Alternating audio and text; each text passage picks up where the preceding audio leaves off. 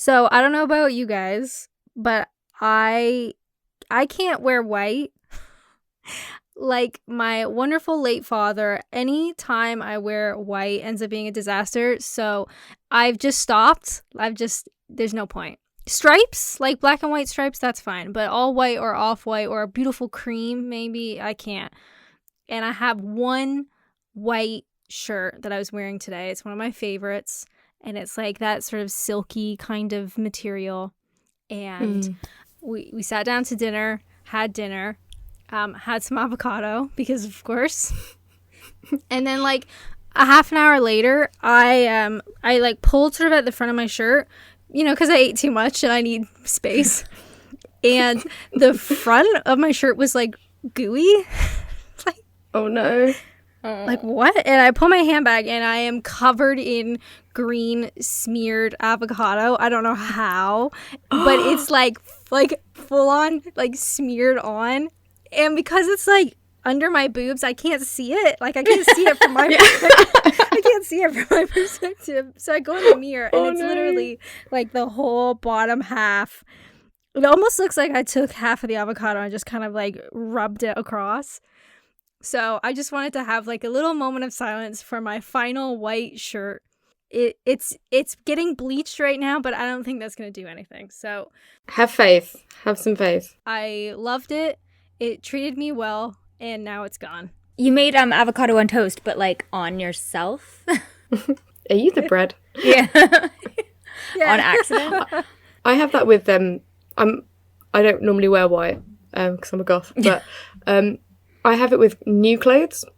So anytime I get anything new, I always just drop something down the front of it, to the point where we'll sit down to eat, and James has been like, when did you get that top? Is that your new top? And I've been like, yeah. And he's been like, yeah, you need to get changed. it's that frequent.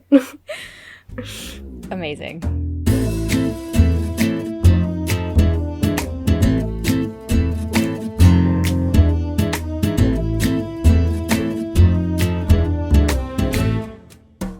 Hi, everyone, and welcome to Murder Friends, the podcast where three friends from three different countries talk about murder. My name's Alana, and I'm Canadian. I'm Anna, and I'm American. My name's Hannah, and I'm British. So sit back and relax. You're among friends, and let's talk murder. Guys, let me ask you this. If you have this issue with your respective partners, husband... Anyway, all right, so he's in charge... Sounds really serious. ...of... like the internet. So we have Virgin TV, internet and stuff. And we've had them for like the entire time we've been together. He's always, he won't go to Sky. Like he's something against Sky, even though I think Sky's better. Anyway, but I think what he's saying is that the internet's better with Virgin. But where we live, it just, we've encountered a lot of issues. And I think because I live in quite a populated part of town, for some reason, I don't know. It's a pain. So then I get frustrated and I just really want... They also have the worst customer service ever. Like, ever. We've had so many problems. I could go on and on and on, okay? So then we do this. About every 6 months, it gets to a point to where we have to call them and we have to do something about it. And I get him all, like, riled up. And I'm like, you're going to have to call him. You go get him, baby. You go get him. So then he's in there. He's shut in a room for, like... an hour. He comes back out and he's like, I was like, did you cancel? Like, what did you do? Did you get compensation? Blah, blah, blah. He goes, well, so I upgraded us to a business package. And now apparently they'll fix it like, but quicker. I'm like, what? And he's like, yeah. It's gonna, so wait, so you've locked us into a new contract and we're paying more money. Like, what do they do to you every time? But every time he comes back out, and it's like, yeah, well, we get Sky Movies for free for like 6 months. Calling them every 6 months is too much. I don't know how you haven't just like thrown your Virgin Media box out a window. Yeah. Well, the problem is too often. I work from home. I know we all work from home now, but like I worked from home before that, so it's like I really need my internet to work at all. So I think it's kind of just one of those things you get, like the whole transition between trying to go to somebody else and it's like a hassle. And then so that's why I make my husband do it because I can't be fucked. It's so funny you have a problem with them because at the last office that I was working at, because I now work from home just cuz, but the last office had Virgin and it sucked. It went out constantly and then you'd have to call them and they're like, well, we don't see any outages in the area. Have you plugged it in properly? And I'm like, yeah, I know how to plug it in. And they're like, well, maybe you just need to restart it. And I was like, yeah, have you turned it on and off? Take the phone from me. Someone tell us to take the phone because I am going to scream. That's why I'm quite glad that, like, because we used to have the, like, Virgin, but now we've got Sky. And I don't, like, really use the internet a huge amount for it to be of concern to me. It does at the moment because obviously we're working from home. But I've completely lost my train of thought. Sorry, it's gone. No, it's gone. You're going to have to cut it. The problem, though, I think the issue is now that we I stream everything. Like, I don't think the last time I'll tell you the last time I watched cable, I had to, on Sunday, because I couldn't stream anything, which I was like, oh, this is hell, isn't it? We're in 2020, and I realized, like, how much, again, I couldn't turn my lights on. Why? Because my husband hasn't hooked up to Alexa. Yeah. So, anyway, so it was the worst, too, because I had a mild hangover, and I couldn't even, like, just stream my show. That's even worse. So, by the way, the amount of commercials that are on TV now, it's like, wow. How did we ever sit through this? Yeah, when I went back to Canada, I don't watch live TV here at all anymore. Like it's YouTube or Netflix or Amazon Prime or whatever. And when I went back home to Canada and just like had the TV on, because my parents still watch like regular TV, and the adverts, the commercials are unbelievable. And I think especially like in North America, they happen so often. It's like, I couldn't even sit through a show. I was like, you know what? I'd rather just sit and look at the ceiling than have to watch this, like, ad for another, like, solicitor or, like, a new medical device or something. Like, I can't. I'm sorry. I'll go outside. I'm leaving. Oh, my God. It is horrendous. It's so bad in North America. And you're right. Especially all we in America have a lot of ads for, like, prescription drugs. Yes. And a lot of people running through that fields. Is absolutely bonkers. It's not natural. Yeah. Do you have so-and-so? Talk to your doctor to see if so-and-so is right for you. And it's like, why? Like, shouldn't my doctor tell me that? Yeah. Then it's like, I don't want to have to go to him and tell him what I think I should be taking. Like, that's literally his job. Like, literally his job. And the like humorous side of it is that they like talk about the side effects at the end and they kind of say it really fast. They're like, and the side effects are blindness, anal leakage, and you're like, oh God, but like your leg doesn't twitch anymore, so it's okay.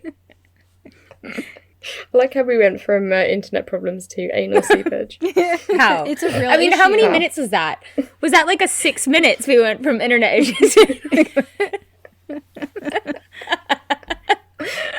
That's a good thing about this podcast. You never know what you're going to get. So. Never. No. So for true crime news, I've got 2 bits for you. The first one is Amanda Knox has recently been very vocal regarding her alleged support of Keith Raniere. So Raniere was the founder of NXIVM, which has been referred to as a sex cult. Not my words. And he was found guilty of sex trafficking and racketeering in June 2019. And when I saw that, I was just like, oh, what's Amanda Knox doing? Like, is people just like using her name for clout? But I kind of like did a little bit of a deeper dive into it. So Knox told People recently that, quote, reports that I'm a supporter of Mr. Raniere or that I'm involved in his case are not true and are nothing more than irresponsible media distortions made to garner clicks. And when I read that, I was like, again, someone's just throwing her name around for clout. But it is definitely a little bit more deeper than that. So Raniere is due to be sentenced shortly, but a petition has been dropped off at the US Attorney's Office in Brooklyn, which accuses the prosecution of engaging in corrupt practices and horrible transgressions in the case against him. Knox was apparently approached by some former members of NXIVM who say that Raniere had been wrongfully convicted and wanted her to sign this petition. And she signed it. Oh. Oh.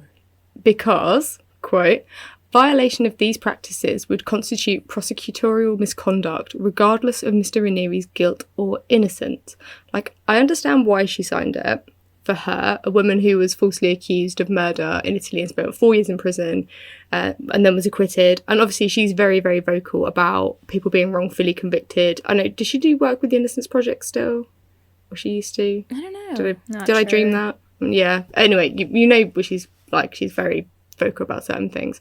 But she then goes on to say that she had no opinion about whether Ranieri was guilty or not, and that she didn't follow his case when it was being tried. To be clear, this petition that was handed over doesn't say Keith never did the horrible things that he is accused of, or that, hey, he has now been convicted for, like branding women or making his members hand in collateral, which wasn't like money or assets, but rather like nude photos and information, which he could use to blackmail them with. So I get why she signed it, but the allegations in this case would 100% make me query whether or not to sign a petition over prosecutorial conduct. I find that it's so bizarre, right? I guess it's hard to comment if you don't exactly know, but like this particular case, and maybe you shouldn't sign something you're not really that versed on. Like if you don't know about it, I don't know that. Yeah, like maybe do your research. Do your research, because I mean, there's a lot of witnesses and there's a lot of evidence in this case. Like it's not just in her case; it's maybe different, but yeah. Did we ever because I know there were a lot of podcasts around that sort of time. Wasn't there a podcast on Nexium? Yeah, Did we? Yeah, we review listened. it? Didn't we no, I don't know that we reviewed I it, don't but remember I think that. Remember, I think I I told remember you guys listening about to it. one. Yeah, it's called like Escaping Nexium or something. Yeah, that's it. I think the first few episodes were very good of that because it was so shocking, and it was one of the victims was being interviewed, and I think I told you guys, I'm like, you guys should listen. It's like crazy. So you probably didn't listen. Just thinking that is not ringing any bells. So classic. It's fine. It's cool. No, I definitely listened to a podcast on it. I Yeah. don't know whether it was That one. that one, but yeah, that's a bonkers story. So it'd be interesting to see whether or not he is sentenced or whether or not they're going to do something about that petition soon. And the second piece of news, it is really small, but I found it hilarious. Doc Antle has a docu-series called Tiger Kingdom, More Than a King, which gives his side of the story in the Tiger King drama. Wow. So Antle's business and his capacity to do our international conservation work has obviously been affected by the release of Tiger King, and he's hoping that this series will help change people's minds, and I'm guessing make his bank balances look a little bit better than they were before.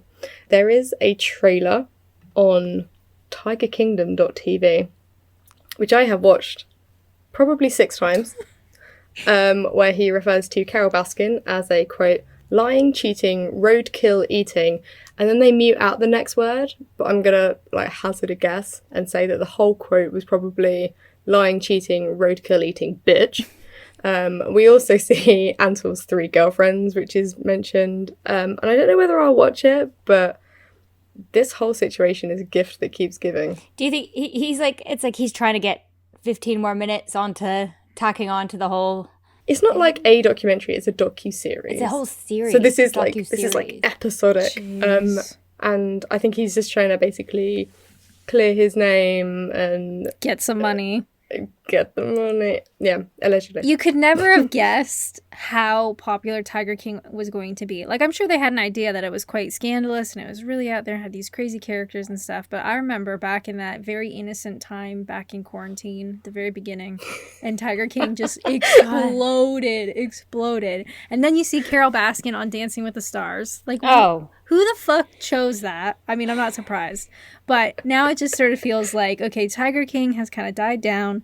We've moved on to other series and other issues. And some of the key players still want a little bit more, a little bit extra time in front of the camera, a little bit more money, because it was so big. I don't know whether he really wants more money and stuff, or whether he's just extremely butthurt at how he was portrayed, because it wasn't flattering. Well, nobody came out looking particularly good in that entire documentary, did they? It was just not really. It wasn't good for anyone involved. Awful. Yeah, and unfortunately for them, the entire world stopped right as that came out, and started streaming, and therefore everyone just had a lot of time to watch it. Yeah, I was getting like messages from people that aren't into that kind of like genre of Netflix being like, oh my god, did you watch that Tiger King thing? And it was like, one, of course I fucking watched it. Do I look like an idiot? And I was like, two, what the fuck are you doing watching it? Like, who are you? Wild. Well, do you know what? If I come across it, I'm gonna have to maybe try and watch it. I don't know whether it's going to be available in the UK, but out of fingers pure crossed. curiosity. We'll find a way. Life finds a way. So today for our review section, we are going to be talking about the new Netflix documentary, The American Murder, The Family Next Door. Now, I'm pretty sure you guys both watched the whole thing. Yeah. Okay, cool. So I figure we just kind of go through sort of somewhat like a quick summary, and then we can kind of talk about it. But essentially, the documentary follows the Watts family. And when we first mentioned this, I actually didn't, I don't know if I ever knew this case or I have forgotten it or whatever, but I went into it pretty much blind, which was fun for once because I feel like I always end up already knowing the story. But in this case, unfortunately, you can kind of guess what's going to happen, even though it is like the worst possible outcome of anything. But anyway, what I found really interesting about the documentary is that it's done solely using real footage. So we see like body cam footage, we see like security cam type stuff. They also sort of animate texts between some of the characters, so they'll pop up on the screen. There's no narration, there's no sort of storyteller. It's really pieced together based on the evidence, which I thought was really cool. And I don't know if you guys have seen the movie Searching. I think it came out last year, maybe the year before. I know the film and what you mean, the style. Yeah, so Searching is a movie done solely through like FaceTime video and webcams and Facebook posts. So it's the same sort of idea where there's no real narration, there's no actual filming. It's done just in it's a really creative movie, and this is done in a really creative way, which I don't think I've seen before, or at least not recently. So the day in question, we start on August 13th. Now, I want to say Shannon so bad, and I will probably switch to saying Shannon. I can't say it. I'm so sorry. Shanann? No. Yeah, I haven't got a clue. Shanann, yeah. Yeah. Shanann, okay. So I'm so sorry. Shanann Watts is the mom in question, and we first start with her friend Nicole. So Nicole calls the police and sort of starts off the body cam footage. So the police come to the house of Shanann Watts. Nicole is there. She's quite frantic at this point. She says that she dropped Shanann off at home at 2 a.m. after a business trip. And at this point, it was sort of like late morning, early afternoon. She wasn't getting any response from Shanann. And so as a friend, like God bless her, she just felt like something wasn't right. She goes to the house. Shanann's car's there. So she just feels like something might have happened to her in the house. She mentioned that Shanann had said she wasn't really feeling that great, so maybe she's ill or what have you. So the police are able to enter the house once the husband comes home, Chris. So Chris, the police, the friend, and a couple of the other people go into the house and look for Shanann. She's not there. But they do find that her phone and her purse and her medication are all in the house. And her wedding ring is on the nightstand, which is kind of weird. And of course, their 2 children and their blankies are gone. And there's something really eerie of the husband saying, you know, the kids would never leave without their blankies. If they were going on a trip, they would always have them with them. And they're not here. So at this point, we have no idea, did she leave with the kids? Did something happen? Nothing really seems to be out of place in the house other than her stuff is there and her car's there. So Chris also tells the police that she was pregnant with their 3rd child. And he sort of nonchalantly mentions that in that morning, we, quote, had an emotional conversation. And the police are like, okay, what does that mean? Chris said that they sort of talked about their marriage, and he kind of alludes to saying like there wasn't a spark anymore. So he thought maybe she was upset that their marriage was basically coming to an end, and she just took off. Like, left her wedding ring at home and took off. But then her car's there, so not likely. Yeah, and her phone's there. Yeah, it just... And her purse. Next, we go over to the neighbor's house. So again, it's body cam footage, and he also has security footage from his house from that night. So we watch the cop and Chris and this neighbor watch the security feed, which is like a really weird sort of dynamic. But you can see Chris, he leaves for work quite early, so it's still dark. He goes outside and he pulls his truck up to the front of the house, like real tight to the front. And he says, you know, I've been worried about people breaking in and stealing my tools, so I've been doing that, you know, it's not a big deal. And then he leaves, and the police are talking to the neighbor, and I feel like he must be a Dateline guy, you know, maybe watches 48 Hours, you know, on CBS or whatever. And he says to the police, yeah, Chris has never done that. He doesn't pull the car up. And he's being really suspicious. Like, he's just the way he's talking and stuff. And the cops are like, you know, this plays out in different ways. You know, people react in different ways. But, yeah, the neighbor was specifically like, this ain't right. So at this point, our story jumps back in time 7 weeks prior. Shanann posts, she is a Facebook girl. I don't know if you guys noticed the amount that she posted on Facebook, but it's a lot. I think I caught that too, and I realized, I think what I pieced together there was I think she was like on a multi-level marketing sort of at-home thing. That's why she was away on a little thing, and that's the only reason I figured out that she's probably talking to like the camera so much.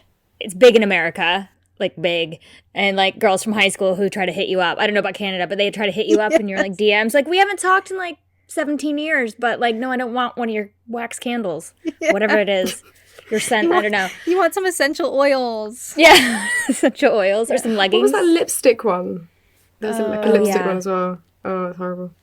Yeah, no, Anna, you're absolutely right. There was, as you see through the documentary, and I guess that's why this style works so well, is because she had so much online that you could pull from, like videos and photos and stuff. So at this point, we go back in time 7 weeks, and we see a lot of that sort of footage, because obviously there's no police cams at this point.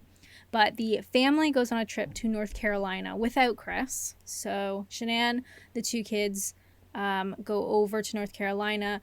There's a couple instances of some like family drama. So Shanann and Chris's mom have a really big fight, and she storms out. And then she goes to her family's place and stays there for quite a while. But the in-laws like don't come and visit, and there's kind of like a little bit of drama in the background. But while they're away, we learned that Chris didn't call the kids when they were away. Which like kind of broke my heart. It's one thing like if your kids are grown and whatever, but they're just like little kids, like small babies. And we see through the text messages between Chris and Shanann that he doesn't call, and she's really upset. And he's like, no, don't worry, baby. I'm so sorry. I'll be better.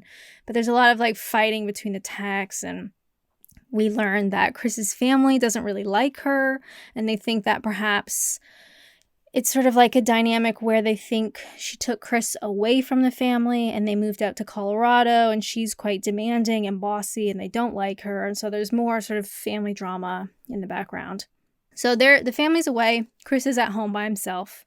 And of course, we find out that Chris has a girlfriend. So, I mean, no shockers there, but God bless her. When the story hits and it's on the news, she goes to the police and says, like, I am in a relationship with this guy. They had met fairly recently, like it wasn't a long-term thing. And she said that he told her him and his wife were separating. Of course, like that hadn't been decided yet, but that's what he told her. And she came forward and was like, something doesn't feel right. Like, I just need you to know that I'm part of the story, sort of thing. So during this sort of family trip without Chris, Shanann becomes really suspicious that he's seeing somebody else. He doesn't really call her. He doesn't really want to talk to her. He doesn't really talk to the kids. He's working out constantly.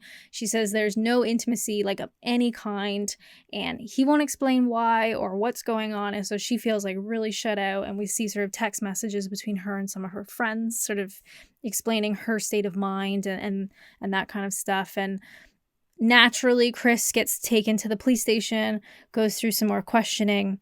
He fails a polygraph test, and they decide, like, let's pop his dad in and just kind of see what happens. So they're in there with Chris and Chris's dad, and they're quite upfront with him that they believe, you failed the polygraph, you know what happened, and we need to know what happened. And there's a really interesting moment where the woman, the detective, mentions that perhaps Shanann did something to the kids and you had to kill her.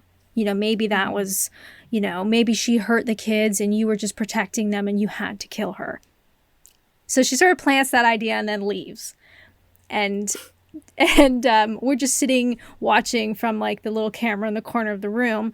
Finally, Chris tells his dad that Shanann smothered the kids, so he had to kill her. So he takes that story that the detective sort of floated out there, and he's like, no, that is what happened. But of course, there is that mystery between who actually killed the kids. Did she actually smother them? And he had to attack her or something, or we're trying to figure out the timeline and that sort of stuff. So in the end, it seems like he was unhappy with his life. He has this girl on the side and he's really excited and he's working out and he's looking really great and stuff. Shanann comes home from the business trip and he smothers her. He says that they had a fight and they sort of, like, broke up, and then he just sort of did it. And then it's almost impossible to comprehend. Like, it just feels not even real, but he takes his 2 little girls into his truck. He drives out to his work site. He works, like, with oil and stuff, oil and gas. So he drives them for an hour and then smothers his children and dumps them into these oil tanks. And he buries Shanann nearby. And it's just like, we all consume a lot of true crime, but there's something like a family annihilator. Like last week on True Crime 101. Yeah. It's really hard to wrap your head around that kind of stuff. So Chris ends up pleading guilty to all counts, including murdering the children. His guilty plea was actually part of a deal that the death penalty would be removed from sentencing. So he is sentenced to 5 life sentences without the possibility of parole, 3 to be served consecutively, and 2 to be served concurrently. And the documentary sort of ends at that point of him being sentenced and taken away.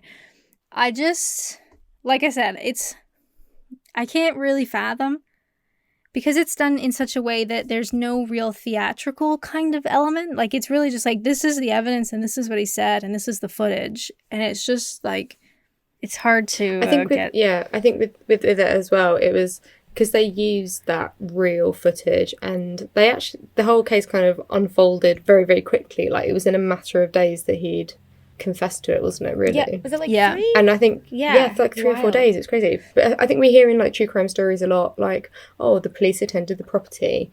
But this show was almost like, here's what the police do when they attend a property. Here's real body cam footage of what happened. So it kind of felt like real time as we were, like, going through it. But it was so eerie. That was the eerie, yeah, because he seemed normal. That was scary. Because seemed so normal, because it was just video footage of him, like, from before obviously he did what he did and even after, and you're just like, this, how would you ever? And he's just an average guy with an average family, fairly good looking guy. Like, it's just so scary because it makes everything very, like, wow, like, you can't.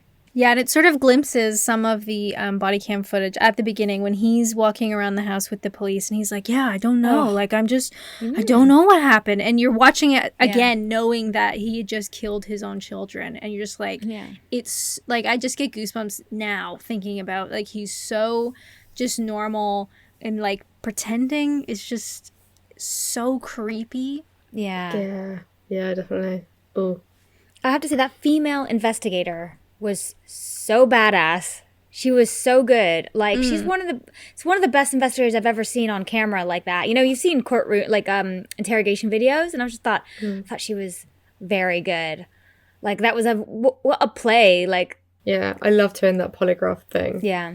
Where she's like, you'd be stupid to sit here and take this polygraph. Blah, blah, blah. And he just sits down and takes the fucking polygraph. And I'm like, you dumb bitch. I know. Like, I can't believe how young he is. He's 35 now. Yeah. Wow. And so he was like 32, 33 when this happened. It's crazy. I thought he was older than that. No. I thought that's just such a early, young age to throw your entire fucking life away. Yeah. I mean, but I just can't, I think, being a parent as well, you don't even have to be a parent, but like you genuinely, I put this on, and then my husband came in the room, and he ended up watching it with me because it was just so like, whoa. And it was Gripping. just, yeah, it was very gripping. What a good word for that. And you know what I really appreciated? That it was not gruesome. We didn't have any sort of, it was just it literally, there was a lot they actually didn't say. They just let it be told with like real footage and I thought it was a really tasteful way to tell this horrible, tragic story. And it was just really focused on the victims rather than so much him, because it was a lot of her talking and her her videos and her children and their children. And I think at the end I noticed that it was like a special thanks to her family. And so I'm going to guess they did assist maybe with like some of the stuff, the footage and stuff. So I thought it was well done that way. Yeah, it really felt like you were part of the investigation. You know, it wasn't like making it this big theatrical thing. It's like, no, you are watching the body cam of the police in her house, right? That's where they start. And then you see them interviewing people, and then you see them, you know, looking at the cell phones and the text messages. And so it didn't feel like they were dramatizing this really horrible event. It was just like, this is what happens, and this is then, you know, the interviews and that kind of stuff. So it sort of played out kind of like a natural way. Yeah, you do really get that like fly on the wall kind of vibe for it, rather than it being like scripted or like interviews with family and stuff. So Yeah. I thought it was absolutely brilliant. What would you guys Agreed. rate it out of 5? Oh, 5. 5. Same. 5. Yeah. It was just so, like I said earlier, it was just so gripping. I remember I was watching it, and I think I had to like stop halfway through to do something else. And while I was doing the something else, all I could think about was like putting it back on and finishing it. And I rarely feel like that about a lot of like true crime stuff. Yeah. It was great. It was great. I mean, the story's horrible, but just the way it was done was just so like in a tasteful way, where it was, like I said, it wasn't gruesome. It was just so interesting. Couldn't stop watching. So yeah, 5 definitely. Yeah, I think 5 too. A good test is my partner is not a true crime person. Bless him, not into it.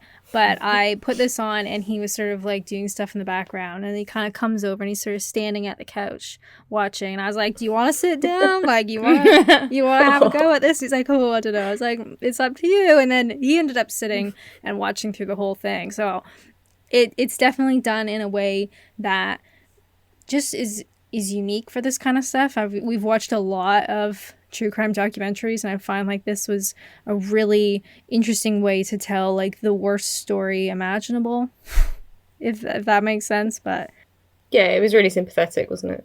yeah, I'd give it a 5 as well. Oh my god, we actually like something. Finally. Yes, guys. When was the last time it had a 5 out of 5 for all of them? Probably Oh. before like quarantine. Yeah, we really like weren't happy we with went things. through that, we went through that spell of just fucking hating everything. Yeah. Didn't we actually have an episode called We hate, We Hate Everything? We hate everything. I'm so proud of us. Yeah, well, great. Oh man. Weird crime time. Okay, so for Weird Crime Time today, we've had 2 big stories about family annihilators, and they were horrific. So I was going to go a little bit lighter, and maybe it's not really a crime, but, you know, it's frowned upon. Could you try again? That was my watch. Sorry, guys. So today I'm going to bring you a story called Potty-Mouthed Parrots Split Up by the Zoo Bosses After Egging Each Other On to Swear. Oh my god. Yes, Yes. I'm here for the story. Okay. So, this story is from Sky News. 5 foul-mouthed parrots have had to be separated after encouraging each other to swear at a Lincolnshire, Lincolnshire. thank you, zoo. The parrots named Billy, Eric, Tyson, Jade, and Elise joined Lincolnshire Wildlife Centre's colony of 200 grey parrots in August. But it didn't take them long to ruffle a few feathers with their foul language. You see what they did there. I love it. We saw it very quickly. We were quite used to parrots swearing, but we've never had 5 at the same time, said Steve Nichols, CEO of the wildlife park. Most parrots clam up outside, but for some reason, these 5 relish it. The parrots have since been distributed to different areas of the park so they do not, quote, set each other off. Mr. Nichols explained that nobody had complained about the parrots, but they were separated for the sake of young visitors and hopes that they would pick up natural calls from the other African gray parrots. Apparently is that a local, like, the local language in Lincolnshire? A lot of swearing. People have come to us. They think it's highly amusing. We haven't had one complaint, he added. When a parrot tells you to fuck off, it amuses people very highly. That is genuinely hilarious. I don't understand what the problem is. Also, little footnote here. The park is also home to a parrot called Chico, who made headlines in September after learning to sing a range of pop songs, including Beyonce's If I Were a Boy. Oh my god. I think I saw a video I of remember that video, yeah. You heard about Chico then. Yeah, so I just, there were some 5 badass little parrots that... They sound like a group of teenagers. I know. How bad are the swear words in question? Well, I think they were telling each other to fuck off. Okay, if that was the harshest, then I don't see an issue with them. I know. I'm kind of But if they're saying other terrible words, which I use occasionally, I don't see the issue. And I think the real crime here is the names of those fucking parrots. I know. Tyson? No. Yeah. Yeah, we got Billy and Eric. It reminds me of a story I saw, it must have been on Twitter, where this guy had one of those parrots, like the African gray parrots that pick up words. And I guess him and his girlfriend lived together, and he went away for something, comes back, and the parrot says, "I love you, Gary." And his name's not Gary. Uh-oh. No. And it happened once, and he's like, it kind of like turned my stomach, but I thought maybe it was something from TV or whatever. But he had suspicions that his girlfriend was cheating on him with Gary from work. And then the parrot says, "I love you, Gary." And he found out that he had been in like the flat and had her. Can you imagine? What a snitch. But then he said, thankfully, he was able to, end the relationship because his partner was cheating on him. But he said he had to give the parrot away because every time he kept saying Gary and like, "I love you, Gary," and stuff. And he's like, I couldn't. Oh my God. He's like taunting him. He's like, I couldn't. That's so harsh. Oh my God. Oh, I don't have much experience with parrots. So well, okay, so my mother-in-law has one. I think I've talked about Polly on the show before about something else. I want to say that I have. Or maybe I've just told you guys about it. But maybe the real crime is the fact that this parrot is called Polly.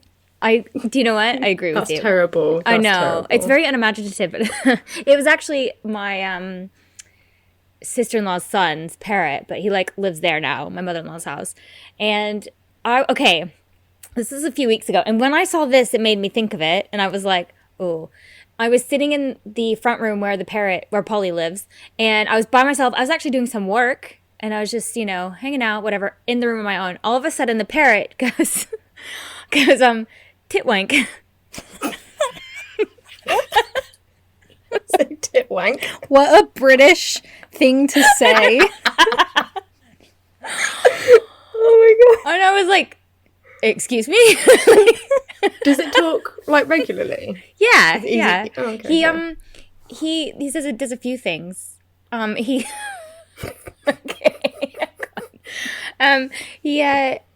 take the piss out of my accent. like an American accent sometimes if I was there a few like days. He says other stuff, but he copies. All right, so my mother-in-law's a bit like older, so he copies like her farts. God bless her. Like, I mean, you get to that age, you don't care anymore, do you? You're just like, whatever. Yeah. So Polly is a anyway. So I'm like, okay, on the family group chat, my text was like, all right, who taught the parrot titwank?